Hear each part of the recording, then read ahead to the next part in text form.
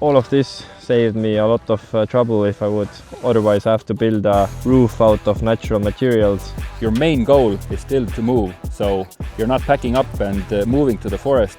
You have to get back home. Rotten pieces of wood. Then, yeah, but I work in a SWAT unit and my car takes me to the target. Exactly. If you have to walk a lot with stuff in your pockets.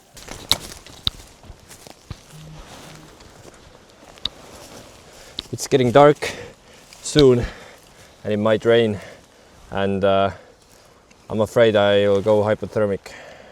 So to avoid that, we have to make a shelter. First, before you start building, you have to pick a good spot. What's still the first priority when picking a spot? Protection, so not getting shot. Yes, so the location should be hard to detect from a distance with either drones, thermals, night vision, whatever. So number one priority is still avoiding detection. The second one should be resources and your ability to stay dry and warm during the night. And does time come into play here? Because like I'm still, the situation I am, last thing you told me, know where I am, location. So I kind of found out where I am. I had a pinpoint location because I was copying a river and found a bridge. There was a sign with the name of the location. I put that together with the map, so I know where I am, and I made this plan of where I need to go. And currently I'm estimating that it's too far away. It gets dark before I can get there.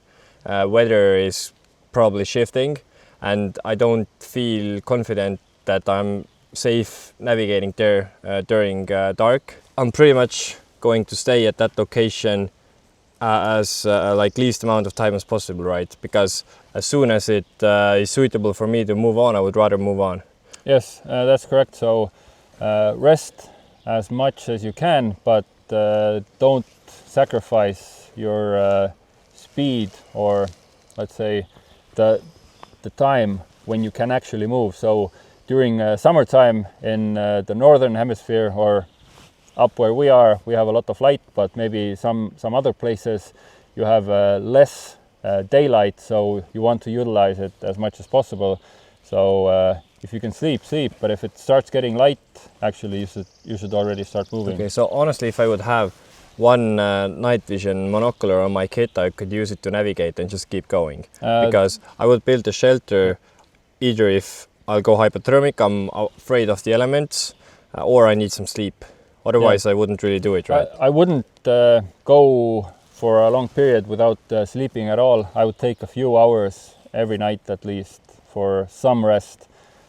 So it's not sustainable to go for weeks and weeks. So each night get some rest, 3, maybe 4 hours at least. Because I think what you have told me before is that like the sleep to performance curve goes very, very fast downhill. Yes, you start making stupid decisions, your chance of getting injured, getting lost, and just doing wrong things, being stupid, increases when you don't sleep. Yeah, so it's usually, how long can I max out? Like 2 days, 2 or 3 days? Skipping one night is okay. I've done it more times than I actually is healthy, but if possible, do it. If not, if you feel that you might be close to the enemy, still keep on moving. But if you feel yourself missing stuff, making mistakes, slowing down, take that rest. I have seen guys, or myself personally, gone for like just skipping one night and then next moment finding myself that the jacket is on backwards, like it's literally like inside out, and I'm like, how did I not realize I'm putting a jacket on that's inside out? That just goes to show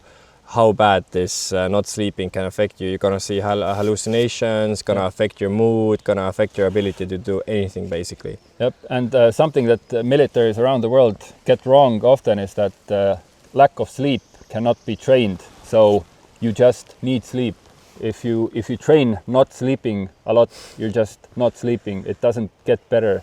You can't train to sleep less. It just doesn't work. You can have very intelligent, highly trained soldiers or operators or whatever, but if they don't sleep for a couple of nights, they are really no good. Yeah.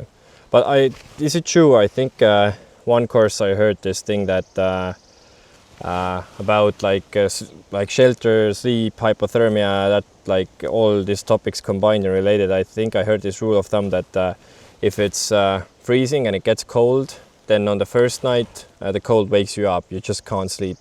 And on the second night it will still like kind of wake you up, but on the third night it doesn't wake you up anymore and you just die of hypothermia, or just go cold, like die in your sleep. Is that like a real thing or a myth? I'm not actually sure. I haven't gotten there myself. Usually I've done this for several weeks straight, and I've always been woken up by the cold. Like the shivering will wake you up. It's like someone, it feels like someone is actually waking you up like this. Okay.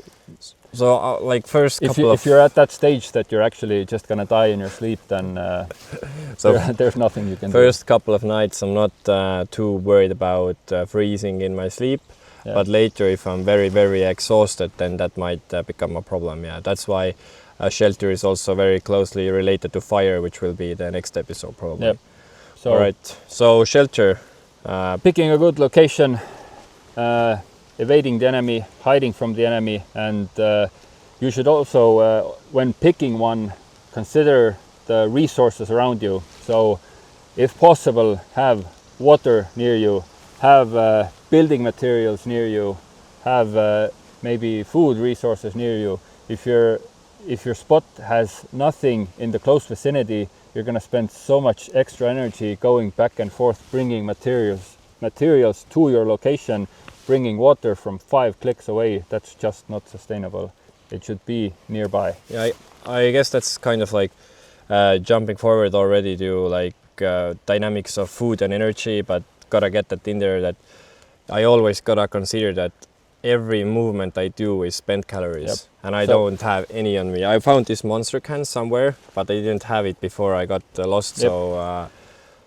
So when building shelter, always consider effort versus reward. So I have 4 hours in total to rest. How much of that am I gonna invest into building a shelter? If building a shelter will take me 3 hours and tons of energy, and I can only rest for 1 hour, then that shelter should not be built. If you can find a good spot and make a really quick makeshift shelter in 15 minutes and get over 3 hours of sleep, then that's a good investment.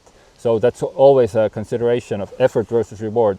If you're gonna stay in one spot for a really long time, then maybe putting the extra effort into making that awesome shelter is good, because you can get some really nice sleep, get rested, and then go with really and I guess it also depended on temperature, because if it's a winter, then I have to build like a more sophisticated roof, sides, fire reflector, like a raised bedding, and so if I light a fire, the warm heat can go under that. Like, but at the moment I feel like it's not something that I want to emphasize. I wouldn't in this scenario probably do it, because the weather is not that bad.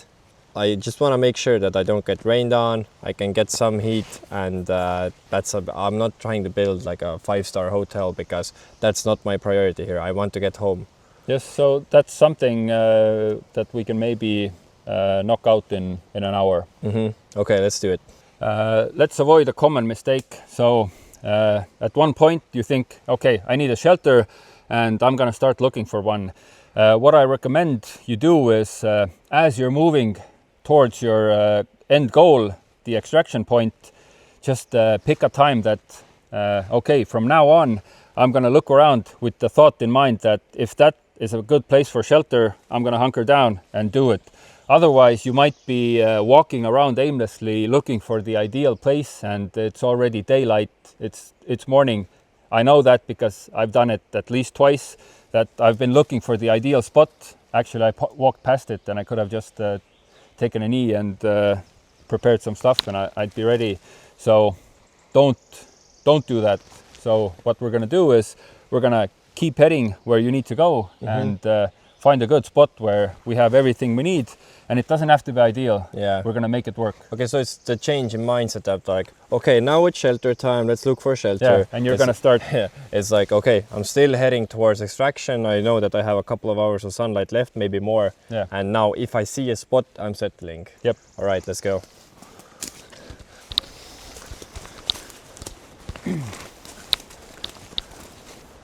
So what about this one? Okay, this looks interesting. So what I'm seeing over here is, I guess maybe I can use the part of the tree to go under it, and it offers me a bit of natural shelter. And maybe I could build a wall on one side, or how would you do it? Yeah, so if you look around, there's lots of resources here that wouldn't need much cutting. So storm has come through and felled some trees. There's resources that you can actually easily bring here, make another wall on that side, right? Yeah. If you look at the ground, that's not ideal. You would have to do some kind of landscaping to make you a comfortable position to sleep in. But I think it's doable. We can make a fire here. So it's solid. Yeah, it's solid. Probably not gonna fall on me. And the idea is that I can make a fire somewhere and hunker down.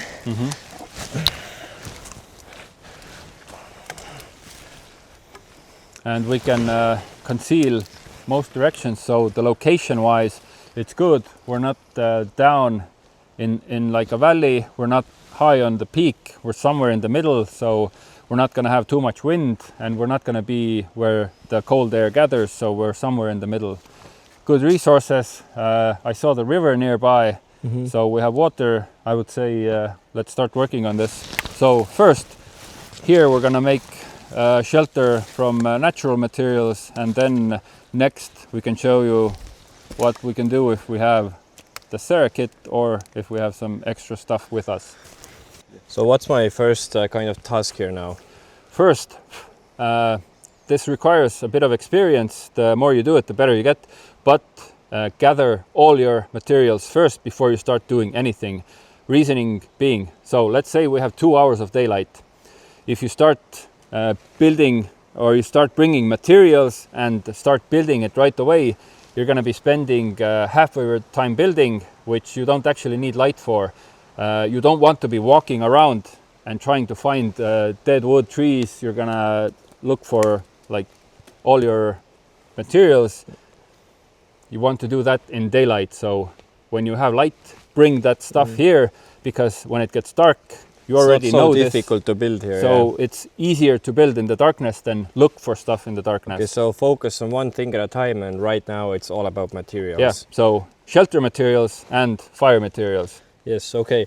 So I'm looking the shelter and fire materials basically at the same time. I'm keeping my eyes open for dead wood. We're gonna go later into that in the fire video.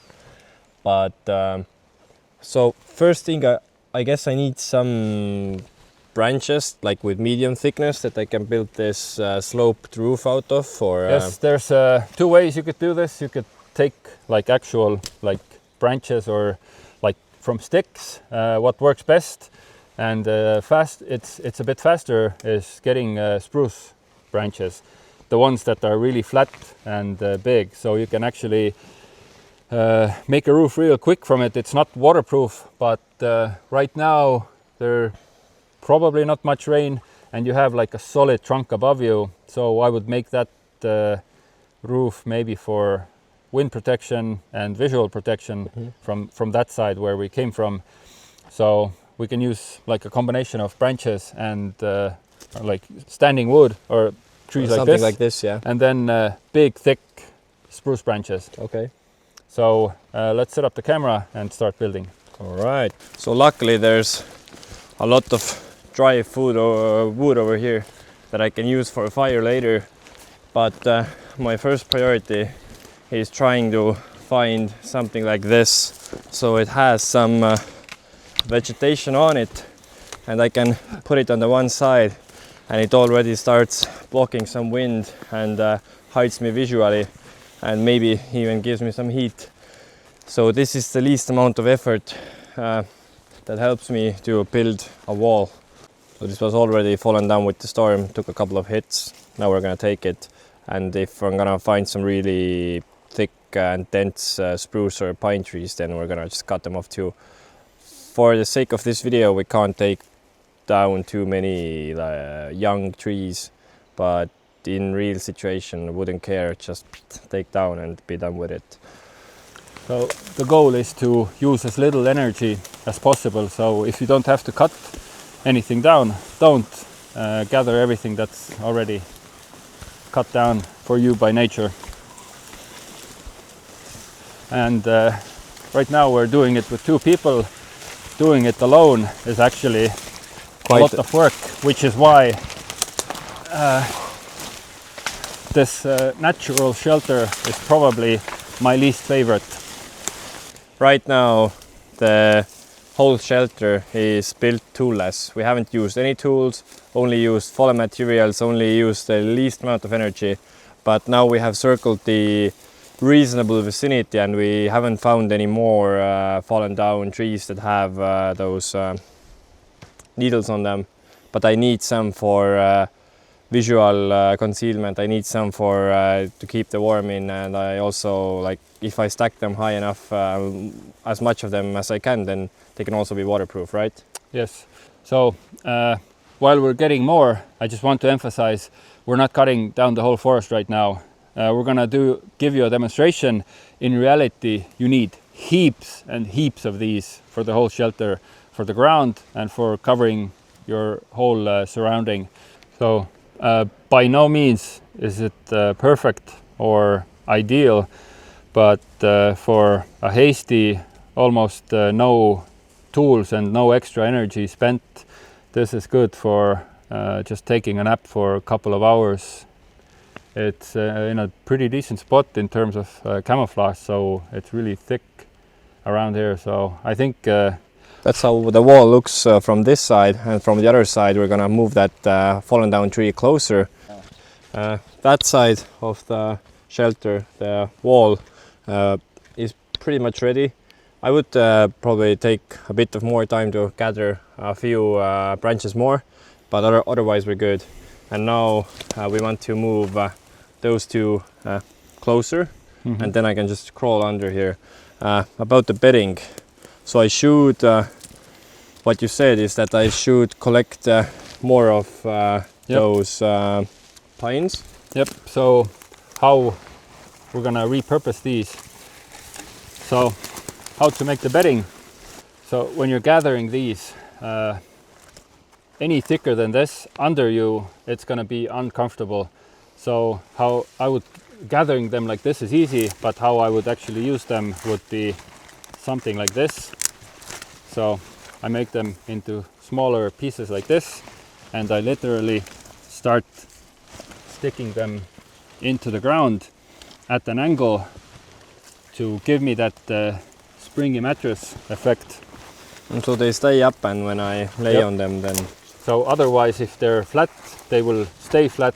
If they're like this, it'll give you some bounce. And if you have enough of them, it works. Actually, it works better than you might think. And if I light the fire by the side, then this gives the warm air the possibility to go under them, right? Yeah, and it just insulates you from the ground. Yeah, I have once even dug narrow channels that go under them, so warm air could get there, but I don't know if it's any realistic. It's a lot of work, but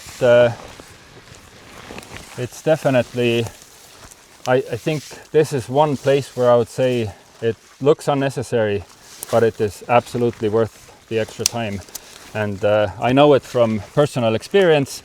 The instructors told me the exact same thing I'm telling you now. Of course, being myself, I ignored it, and I was cold, I was miserable. I tried it the next day, I was nice and toasty, and from then on, this is how I lay my bedding.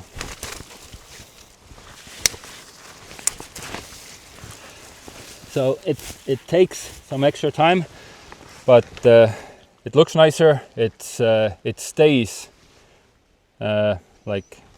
stays thicker, and if you're moving around, they don't bunch up anywhere. They stay in the same spot, and you can actually make it comfortable. And you can put more where you have like a low spot, less where you have a high spot, to create more of an even ground for a better night's sleep. But yeah, we're not building a hotel. Don't spend too much energy. He's gonna take a nap for a couple of hours, use the darkness for resting, and then take off as soon as the sun starts. So obviously here you should understand that this is just a demo of the technique on how to do it. You should obviously place quite a bit more. Tell me, can I also use this moss? It's currently it feels dry and soft. So should I like collect this and use this in combination, or use one or the other? You can, right now the ground is actually pretty soft here as well.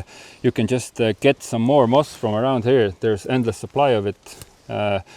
You could make a complete bedding out of this, but I think a combination would be better.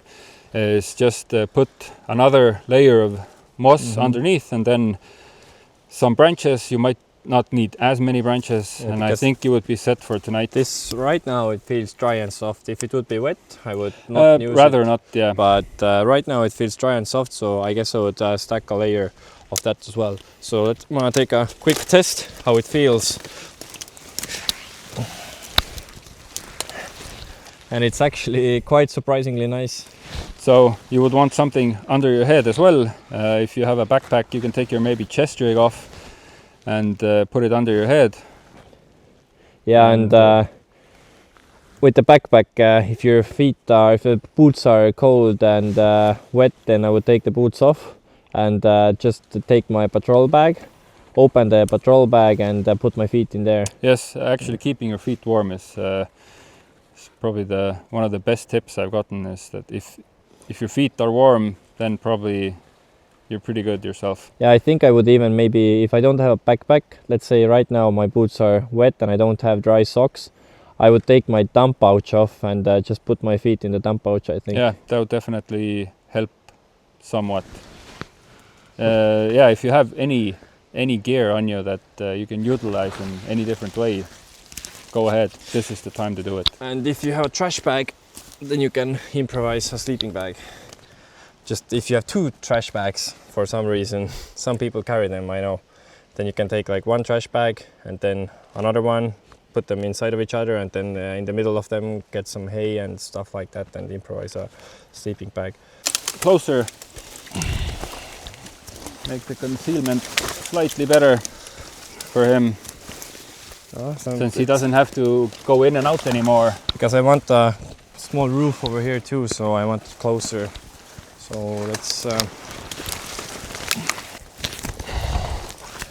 So ideally, I would have a few more of those, and place one over here, and a couple of more on this side. And there's actually a bunch of material near here, but I don't want to cut down living trees for the sake of this video, but you gotta understand that in a serious situation, just take your knife, just take a thicker log and chop them down. Next. What about fire here? The way it's set up right now, I wouldn't want to make a fire there. Lots of fire hazard. And I don't think, considering the conditions currently, you would need a fire there. But if I would make a fire, you need to kind of prepare the ground a little, take away the moss so that doesn't start catching flame and going into your shelter. Seen it way too many times.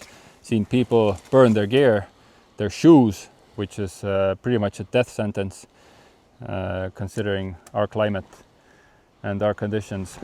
So to make a fire, you would need to conceal this side a bit more, make a reflector wall to reflect the heat back to yourself, and make sure where the fire sits, it's not going to catch on your shelter.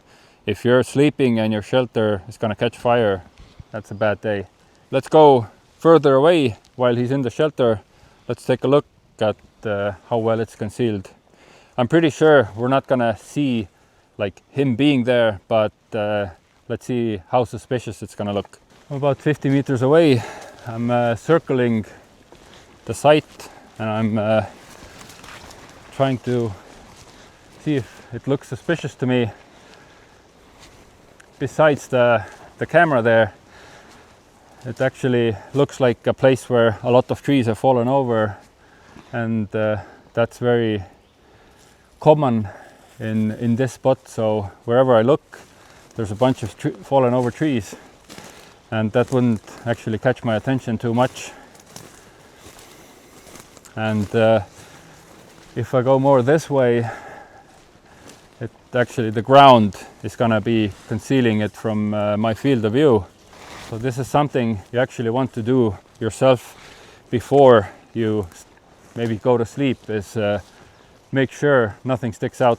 If someone was walking, let's say where I am now, and you had a fire going, I shouldn't be able to see you. And right now that location is very well concealed. It's a bit downhill from me, or behind the little berm. There's lots of trees in the way, so I pretty much have to walk on top of it to be able to spot him. Now, would I be able to see the light from the fire with a night vision device? Maybe. Right now he's somewhere over there, and we're just maybe 20, 25, 30 meters away, and I wouldn't be able to tell that someone has set that up. I think that location is fine in this scenario, and let's see what we can do with some extra tools in our kit. Okay, so we just built the shelter without any tools, no synthetic materials, no nothing, pretty much just fallen down trees and using the terrain. But I would say it took quite a bit of time and also quite a bit of energy. It took energy, and in the end it actually is not waterproof or rainproof, which is something that we want, because in our environment we get a lot of rain, and for that we just need some very small, very light pieces of equipment, which we're going to use now to build our preferred type of shelter, which is going to keep us from the rain, going to keep us well covered from most sides, allow us to make a fire and stay toasty even in pretty terrible weather. So the last position was just for a quick nap, and this one is for staying overnight or drying my clothes, actually getting a fire going, and also the preferred go-to method then, yeah? Yep.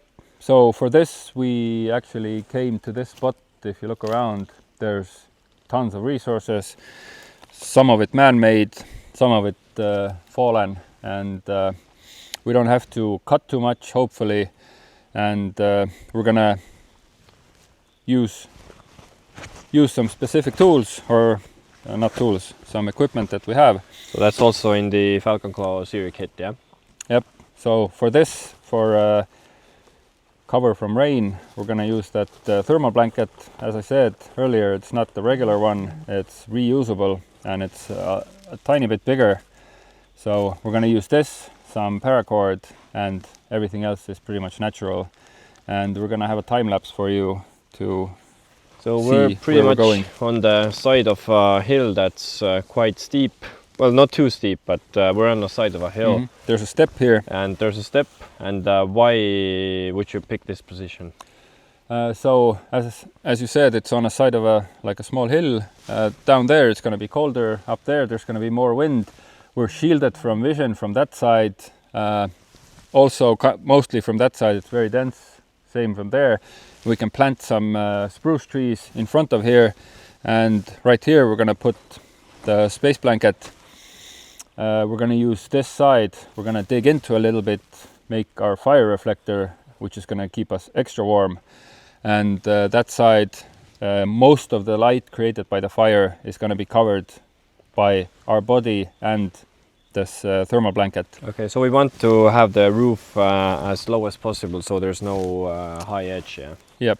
Okay, so first thing, clean this area out of clean this area from the sticks. Yep. And then gather materials and start setting up. So right now we have to decide where is going to be the sleeping position and where are we going to have the fire. you kind of want to be on the same level or a little bit higher from the fire. I've made the mistake where the fire is slightly higher than me, and most of the heat from the fire goes to the sides and up a little, and if you're lower than that, you're not getting too much of it. So you want to be at the same level. Okay, so you're saying that I can't have the fire higher than me. It needs to be, yeah, makes sense. So Yeah. because the warm air doesn't go lower, it goes... And the coals or the hot beds in the hot bed of the fire will radiate outwards, not downwards, due to the ground. So, okay, let's say I want to sleep here. Yep. And already this my terrain is slightly curving upwards, covering me visually. So I need a fire here on the same level, yeah. And that means we have to dig in here, and since we have such a good reflector and it's going to be a warm place anyway, we're not going to need a big fire. It's going to be pretty small, and we're going to use some good fire material that's going to keep us warm the whole night, I guess. Okay, so should we set up the tarp first or dig first? I think let's bring all the materials we need. So if you want something for the bed, we're going to need those spruce boughs. We're going to bring spruce trees to cover the open sectors. So I want something here and this way, and something planted that way. A couple of ones we could plant, yeah. Yep. Okay. And then we're going to dig in, make the bed, and then set up everything else. All right. So I'm trying to dig a small hole in the hill for the fire, and I'm all this moss and the top layer I'm keeping and stacking here for camouflage that I can maybe later use on the tarp. Here I just have to make a small flat surface inside this hill, and digging with hands is, well, not pleasant, but I don't have a better option right now, and I guess it's better than building a fire reflector on the flat space. And this area is sort of safer because I'm blocked by observation. A bit more vegetation. Yep. So, and if you're gonna lay down, that means the tarp is gonna be here. Yeah, quite low. It doesn't have to be high. Yeah, it's gonna be pretty low.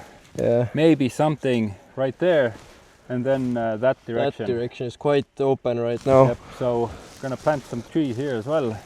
Okay, so I have dug enough over here that when I'm laying down and I light the fire over here, it's pretty much on the same level as me, so I'm not below it.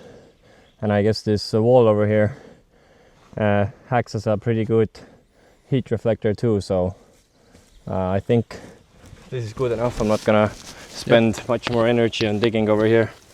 So before we put the tarp on, I'll build a bed, because after placing that is rather difficult. So yep. And after we've done that, we can go bring those trees that we felled, and also that the tar-filled root, and we can see how well that burns. Do those have C vitamin? Yeah, it's full of pure C vitamin. Yeah, so no... you can boil them. It makes a pretty good drink. You can eat them straight. Or show the drink later. It's a signature thing. You want more under your torso, and you can have slightly less under your feet or your legs. Makes sense. Because there's less weight and there's less compression, and you should have something around your feet as well. So if your boots are wet, socks are wet, take them off, stick them in your backpack or in your thumb pouch, whatever you have. Yeah, so it's not in our SERE kit, but it's recommended to carry a trash bag. Just have like a 200-liter heavy duty trash bag in your kit. You can fold it, and it's even smaller than the survival blanket, and also have the survival blanket, so you can improvise a tarp out of the survival blanket and use the trash bag as a sleeping bag. And if you pack those in your kit, if you pack them well, if you have good clothes like the one I'm wearing, has lots of pockets everywhere and they're not restricting, they're not also under your kit, which is why I like this smock style, is that it hangs below your vest or chest rig, whatever you're wearing, and the pockets are accessible and usable. So I have a large pocket on the back, on the sides, on the chest, on the arms, and I can manage my gear a lot better than hanging everything from my chest rig or having them in my pant pockets. I want to keep my pant pockets fairly empty, because if I have something heavy or bulky in these cargo pockets and I have to walk for 100 clicks, then, yeah, but I work in a SWAT unit and my car takes me to the target. Exactly. If you have to walk a lot with stuff in your pockets, it does not work. It's going to rub the skin off your legs, and I've had that happen, so I keep these pockets empty. If you're LARPing, yeah, it works. That's why I don't like certain type of pants with those huge bulky side pockets or cargo pockets, because I don't use them. Maybe I'm going to put my map there, maybe gloves here and there, maybe my poof, but nothing stiff, hard, or heavy. How much more I need? Okay, so legs are out and a bit more here, I guess. So the colder it gets, the more of those you have to collect. It's springtime right now, so I'm not too worried. The nights are pretty okay. Yeah, but during winter, as Al was saying before, you need knee high, otherwise you'll freeze. So one issue with making a bed next to your fire is when you're moving around at night, you might scoot the branches around a little bit and push them into the fire, lighting yourself on fire essentially. Or you might roll over and roll on a hot bed of coals, which is going to make you hate your life. So take one of those damp, rotten pieces of wood, place them in front of the fire. It's going to stop your bed, or it's going to reduce the chance that your bed is going to catch fire, and reduce the chance that you will roll into the fire. It will maybe marginally reduce the heat coming from the fire a little bit, but yeah, because I would take the safety. Otherwise I would have been afraid that my whole bed catches on fire. Yep. So I would rather put this here. It was just a random log on the ground that is obviously wet and rotten, so it's gonna be the side of my bed tonight. So we can utilize the rest of these branches for your bed, and we can set up the rain cover. If the ground would be wet or even snow on here, what would I do then? So then you would want the raised bed. So if we were to make a shelter that way, where we have more water, the ground is oozing moisture. If there's recent snow melt, then we want to build a raised bed. So we could use pieces of wood like this to lay a frame, and then lay some logs.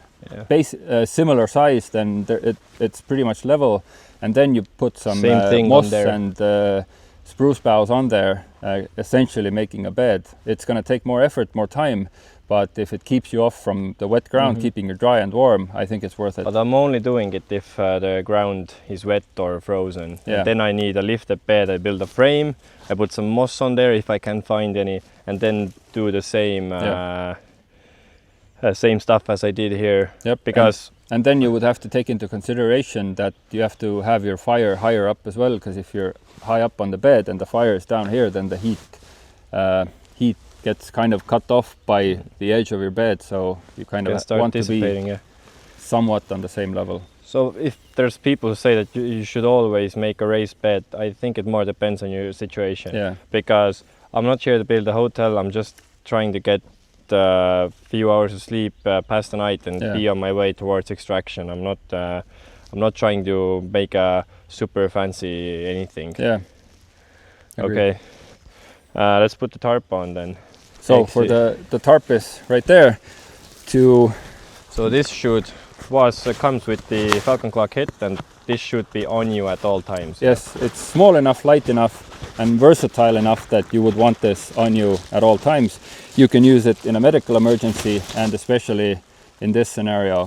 For this, we want to use our paracord. How to use the paracord?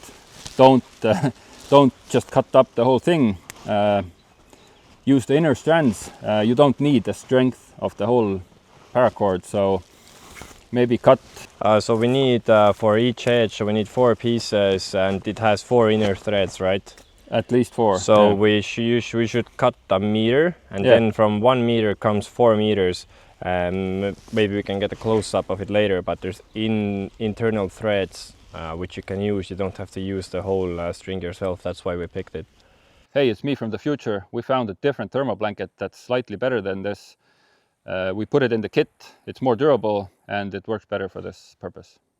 And to complete this, I'm giving you 1 strand of paracord, and you have to make do with this. Okay, so all I have is 1 meter of small thread paracord, and let's see if I can get the inner strands out from here. So inside here are 1, 2, 3, 4 separate strings. So I'm gonna pull each of them out because I'm using them as separate sides to attach my tarp. And I'm also going to be left with the outer layer, which is pretty much my 5th string, so I can also use it to tie down the middle part and raise it if needed. Yep. So here I got 4 parts.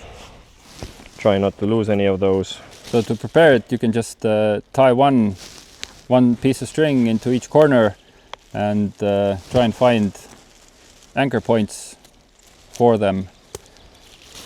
So, and then afterwards you can pack it up with the strands, so you don't have to do this every night. so I'm just tying a knot here, and should I think it's make a knot, or maybe it's easier if I tie them together inside the knot.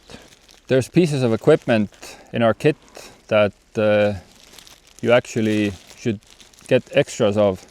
Reason being is you need to train with them. One of those things is the same reflective blanket, because you want to find out, you want to try it yourself, if it works and how it works and how you can make these knots and how you can make this work for yourself. Otherwise, when shit hits the fan, you might not be as efficient, or you might not trust your equipment. If you try them out, same goes with all the kit, the fire steel, the compass, the maps, everything you have with you. You have to use them. Just having them by themselves is useless without practice. In real situation, it can't be the first time when you're using those. Yep. Every single item should be used beforehand. That's one reason why I forgot to mention in the beginning of the series about those everything in one box survival kits is most people never open them. They don't even know exactly what's inside. They have never used it, and they probably never will, but if they would have to, it would be a surprise to them how bad those things are. Yeah, and picking this specific emergency thermal blanket was actually quite hard finding the right one, because most of those just tear really easily, but this one is tough. You can't tear it.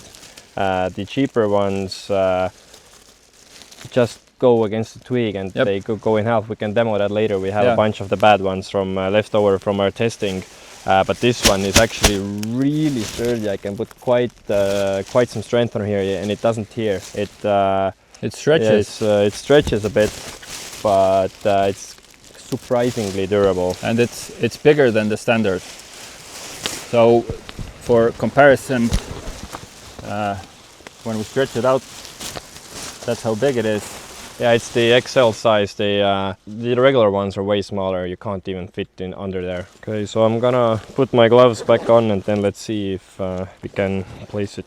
The way we want it is to be as low as possible, but high enough that you have some room under there. And we don't want it over the fire. We want it slightly, pretty much starting from the edge of the fire, because it can catch sparks, it'll melt a hole in it, and it might render it useless after a while, but a few holes, few sparks doesn't matter. So maybe I would put it, I recommend you make quick release knots, so you can pull one end of it and it kind of opens up, because if you need to go away in a hurry, if possible, I would take this with me. If this is the only cover from rain I have, I kind of don't want to leave it behind, but if I have to, of course, I would. Okay, so this should be basic knowledge for everybody, and I think it is in military basic training, but I'm not sure. The Gucciest way how to do it with quick release is to do it tie it in two. So you just make a self-enclosing knot on this side, and then take one arm's length, and after each arm's length you tie an overhand knot. So now that you have tied the knots, you can use them. So you can it gets fixed up where you tied it, and if you need to quickly let it go, then you will pull on this and it will disconnect like this, and you can go and run. What we want to do here now is put this as close to the ground as possible, so the air moving doesn't pull all the warm air out from under our tarp, and also to not let any light radiate that way. So here we can just break off a stick and just make a stake from like a branch and just stick it into the ground. And just to make sure that this middle part doesn't start flopping around, you can put one log here, so when wind comes from whatever direction, it's not going to blow all the warm air out from under you. So Al is gaslighting me that they call these stakes, but I guess they do. Yeah, they move as well. So I'm taking a stake and I'm fixing it here, so log in here. So if a wind blows from the other direction, it's good. Okay, what do we do now? What can you do with the fifth piece of string? You can attach it in the center. So to have the best warmth in the shelter that keeps like this warm air bubble inside here, what would help if your shelter was shaped something like this? There's two ways to do it. You can use string, or you can take, let me find one, flexible. So what I'm gonna do now is push this into the ground over here, which creates like this tent arc. So watch this, and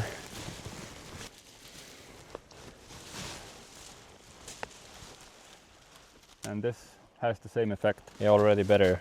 So that was just one sapling that's soft and springy, and you can use that to keep your shelter shaped. And if I wouldn't have something like that handy, then I would tie an overhand knot here in the middle, tie this fifth piece of string over here, and then attach it to this tree. Let me see how it looks from the inside. Yeah, it's pretty... It creates more room for you, and what it also does is it angles the reflective surface towards the sleeper, so all the heat from your body from the fire will be angled towards you. And it creates a better runoff for rainwater, so if the middle is sagging, then it's going to collect water and eventually droop, touches you, you get wet and maybe collapse your shelter. So let's try it out, go under there, see if you have enough room, and then we'll start dealing with firewood, and we're going to check our camouflage some more. Shelter is almost complete. This one took way less time than the other one because it was just this tarp and the string. So from this FC kit I have used up 1 meter of paracord, which turned into 5 meters of usable material, string, and this emergency survival blanket, which I turned into this tarp. So actually I haven't lost anything. As soon as I'm out of here, I'm not leaving this stuff here. I'm packing it up and taking it with me, folding it together and putting in back in my pocket it goes. So all of this saved me a lot of trouble if I would otherwise have to build a roof out of natural materials, and it also reflects heat, and all it costs is 100-ish grams, and I can have it in the pocket of my uniform, so all day every day. It's not cumbersome, so just in case of an emergency, have it. Works. When building a shelter like this, there's no like algorithm to do it. You have to start doing it, you see something and you fix it. So right now, if he would have a fire here, then there would be a straight line of sight towards that way from the fire. How do we mitigate that? We're gonna plant some trees right where the line of sight or the open area is, and fix that. So here we have found some branches, and we're gonna fix it as we go. And every time we, let's say we go look for firewood, we go get water, every time we approach our shelter, we can take a look, critically look at it. Okay, I can fix this, I can make this a little bit better, grab another branch and improve our shelter. And when you're done, it's going to be pretty decent if you know what you're doing. So you should be planting vegetation around here. Currently I've used this to plant and cover the opening that's my entrance to the shelter, and obviously I'm doing it both sides. You don't, like this is directly in front, but you don't have to have it directly in front. You can also have some space between you and your camouflage. So because if I just create a wall of vegetation around here, it's also going to be noticeable because it's a landmark. So I want to randomize the distance of all this camouflage. So next step, let's get the fire going. And that's the topic of our next episode. So as you can see, the outer material of this SOS blanket is quite reflective. So you gotta keep that in mind. You don't establish this position until it's really sundown, because during the day it can give you away. And obviously you can improve a lot on camouflage. So plant trees all around this area to conceal yourself more if you're afraid of being spotted. But on the other hand, you have to keep in mind what we just learned, that every movement is a calorie spent. So I don't have a lot of those to spend either.